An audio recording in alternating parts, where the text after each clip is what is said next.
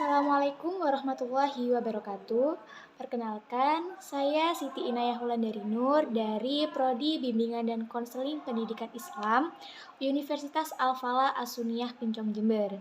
Di sini saya akan memaparkan materi saya yang berjudul Kompetensi dan Keterampilan Konselor dalam Konseling Spiritual guna untuk memenuhi tugas mata kuliah konseling spiritual yang diampu oleh dosen saya yaitu Ibu Ora Gores Uke MPD.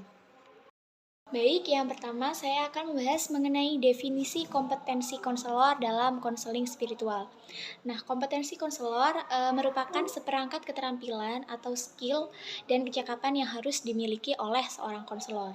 Kompetensi spiritual ini yang perlu dikuasai oleh seorang konselor yaitu merupakan jabaran dari kode etik konselor, yaitu mengenali keberagaman dan menguasai ragam pendekatan lintas budaya dalam rangka mendukung nilai-nilai, harga diri, potensi, dan keunikan setiap individu dalam konteks sosiokultural. Selanjutnya yaitu kompetensi dalam konseling spiritual. Berdasarkan New Aservic atau Association for Spiritual, Ethical, and Religious Values in Counseling, competencies for addressing spiritual and religious issues in counseling yang didukung oleh American Counseling Association terdapat 6 faktor yang direkomendasikan yang termuat pada sesi spiritual counseling, terutama terkait dengan kompetensi konselor. Nah, yang pertama ini ada culture and worldview, yang kedua adalah counselor self-awareness, yang ketiga adalah human and spiritual development, yang keempat adalah assessment, yang kelima ada diagnosis, dan yang terakhir adalah treatment. Culture and worldview ini yaitu konselor harus bisa memahami dan mampu menggambarkan persamaan dan perbedaan antara spiritual dengan religius, termasuk tentang keyakinan dasar dari berbagai sistem spiritual, agama-agama besar dunia, dan menyadari dan memahami adanya keyakinan agnostisisme dan ateisme sebagai bentuk kehati-hatian. Kemudian, konselor ini juga sudah memiliki kemampuan dan dalam menyadari bahwa keyakinan konseli maupun tidak adanya keyakinan konseli tentang spiritualitas atau agama ini adalah inti dari pandangan dunianya dan dapat mempengaruhi fungsi psikososialnya.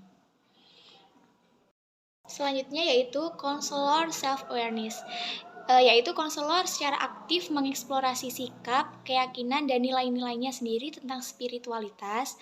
Kemudian konselor telah secara terus-menerus mengevaluasi pengaruh keyakinan dan nilai spiritualitas atau religiusnya sendiri terhadap konseli dan proses konseling. Dan kemudian konselor telah dapat mengidentifikasi batasan pemahamannya tentang perspektif spiritual dan religius konseli dan mengetahui sumber daya religius dan spiritual.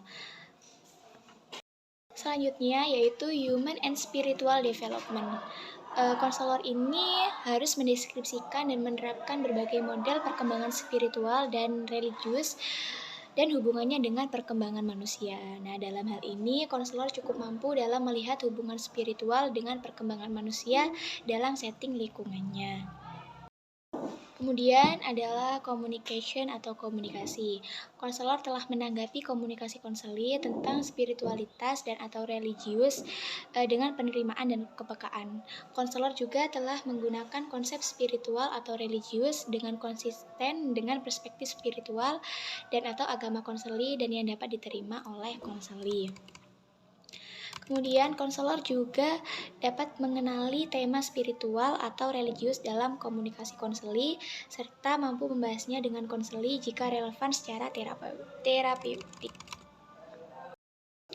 Nah, yang kelima adalah asesmen, yaitu selama proses penerimaan dan penilaian, konselor telah berusaha untuk memahami perspektif spiritual dan atau agama konseli dengan mengumpulkan informasi dari konseli dan atau sumber lain.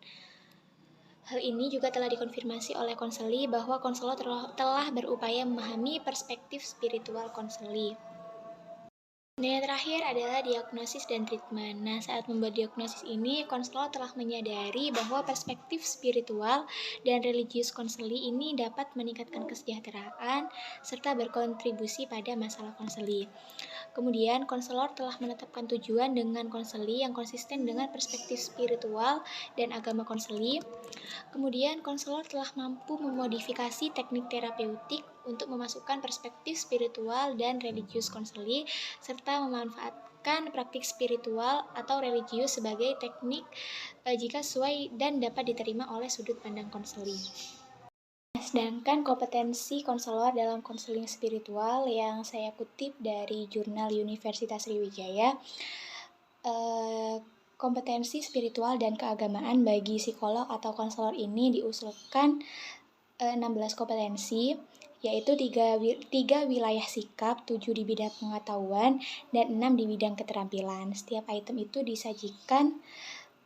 Yang pertama adalah sikap, yaitu seperti menunjukkan sikap empati, rasa hormat, serta melihat spiritualitas sebagai aspek yang penting dan menyadari latar belakang spiritual konseli dan lain-lain. Kemudian yang kedua adalah pengetahuan, yakni seorang konselor harus mengeksplorasi keyakinan spiritual konseli dan mengidentifikasi pengalaman spiritual dan lain sebagainya.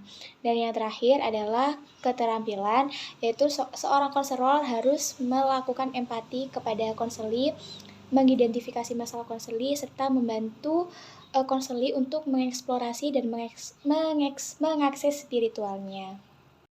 Baik, demikian itulah pemaparan tentang kompetensi dan keterampilan konselor dalam konseling spiritual.